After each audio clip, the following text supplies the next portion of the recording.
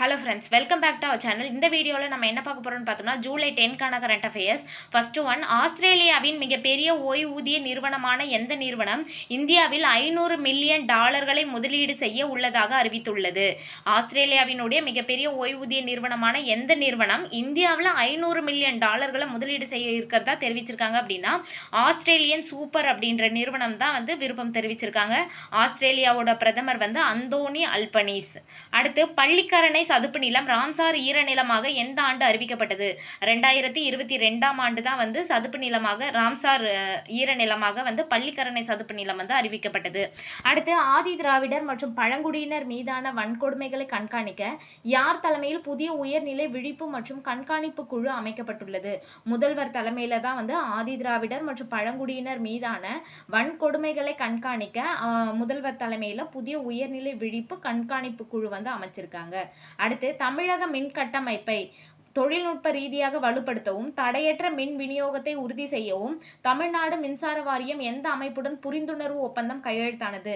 Chennai IIT உடன் தான் வந்து இந்த தமிழ்நாடு மின் கட்டமைப்பை வந்து தொழில்நுட்ப ரீதியாக வலுப்படுத்தவும் தடையற்ற மின் விநியோகத்தை வந்து உறுதி செய்யவும் தமிழ்நாடு மின்சார வாரியம் சென்னை ஐஐடி கூட டைப் வச்சிருக்காங்க.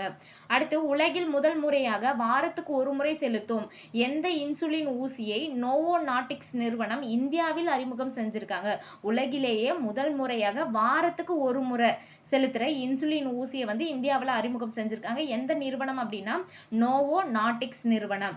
எந்த ஊசியை அப்படின்னு பார்த்தோம்னா அவிக்லி அப்படின்ற இன்சுலின் ஊசியை தான் வந்து இன்ட்ரடியூஸ் பண்ணியிருக்காங்க. உலகின் மிக அதிகமான நீரிழிவு நோய் பாதிப்பு கொண்ட நாடுகளில் ஒன்றாக இந்தியா விளங்குவதால் இந்த அறிமுகம் முக்கியத்துவம் பெறுகிறது. அதாவது நீரிழிவு நோய் பாதிப்பு கொண்ட நாடுகளில் இந்தியா வந்து ஃபர்ஸ்ட் ஒன்னா இருக்கிறதுனால இந்த நாட்டில் வந்து இன்ட்ரடியூஸ் பண்றது வந்து ரொம்ப ஒரு முக்கியத்துவம் வாய்ந்த விஷயமா பார்க்குறாங்க. எந்த மாநிலத்தில் 2025 மார்ச் மாதம் யுத் நஷியான் விருத் போதைப் பொருளுக்கு எதிரான போர் என்ற பிரச்சாரம் தொடங்கியது? பஞ்சாப் மாநிலத்தில் தான் வந்து 2025 மார்ச் மாதத்திலே இந்த பிரச்சாரத்தை தொடங்கியிருக்காங்க. என்ன பிரச்சாரம் அப்படின்னு பார்த்தோம்னா யுத் நஷியான் விருத் போதைப் பொருளுக்கு எதிரான போர் அப்படின்ற பிரச்சாரத்தை தொடங்கியிருக்காங்க. எந்த மாநில அரசு நாட்டில் டிஜிட்டல் பொருளாதாரத்தை வலுப்படுத்தும் நோக்கில் இந்தியாவின் முதல் பிரத்யேக திட்டம் தொடங்கப்பட்டுள்ளது? குஜராத் மாநிலத்தில் தான் நாட்டினுடைய டிஜிட்டல் பொருளாதாரத்தை வலுப்படுத்துற நோக்கில் வந்து பிரத்யேக திட்டம் வந்து தொடங்கியிருக்காங்க. அது என்ன திட்டம் அப்படின்னு பார்த்தோம்னா விக்ஷித் குஜராத் தரவு மைய கொள்கை 2026-29 அப்படின்ற திட்டத்தை தான் வந்து தொடங்கியிருக்காங்க. விக்ஷித் குஜராத் தரவு மைய கொள்கை. இதுக்கு வந்து இலக்கு எவ்வளோ நிர்ணயிச்சிருக்காங்க அப்படின்னு பார்த்தோம்னா 6 லட்சம் கோடிக்கும் அதிகமான முதலீடுகளை ஈர்க்க வந்து திட்டமிட்டிருக்காங்க. டிஜிட்டல் பொருளாதாரத்தில் தரவுகள், அதாவது டிஜிட்டல் பொருளாதாரத்தில் டேட்டாலாம் வந்து என்னன்னு சொல்றாங்கன்னா புதிய செல்வம் என்று வர்ணிக்கப்படுகிறது. டிஜிட்டல் பொருளாதாரத்தில் எது வந்து புதிய செல்வம் என்று வர்ணிக்கப்படுகிறது? தரவுகள் தான் வந்து புதிய செல்வம் என்று வர்ணிக்கப்படுகின்றது. அடுத்து, எந்த மூலப்பொருட்களுக்கான அடிப்படை சுங்க வரியை மத்திய அரசு முழுமையாக ரத்து செய்துள்ளது? மின்னணு மூலப்பொருட்களுக்கான அடிப்படை சுங்க வரியை வந்து மத்திய அரசு முழுமையா ரத்து செஞ்சிருக்காங்க. என்னென்ன மாதிரியான மின்னணு மூலப்பொருட்கள் அப்படின்னு பார்த்தோம்னா ஸ்மார்ட் போன்கள், லேப்டாப்கள், ஸ்மார்ட் டிவி, இந்த மாதிரியான மூலப்பொருட்களுக்கெல்லாம் வந்து அடிப்படை சுங்க வரியை வந்து மத்திய அரசு முழுமையா வந்து கேன்சல் பண்ணியிருக்காங்க. அடுத்து, பிரதமர் மோடியினுடைய பயணத்தின் போது, அதாவது ஆஸ்திரேலியாவினுடைய பயணத்தின் போது மிக முக்கிய வரலாற்று சாதனையாக எந்த 3 இந்திய சிலைகளை மீண்டும் இந்தியாவிடம் ஒப்படைத்தது ஆஸ்திரேலிய அரசு அப்படின்னு பார்த்தோம்னா திரிசூல மங்கள காளி பத்ரகாளி சிலை.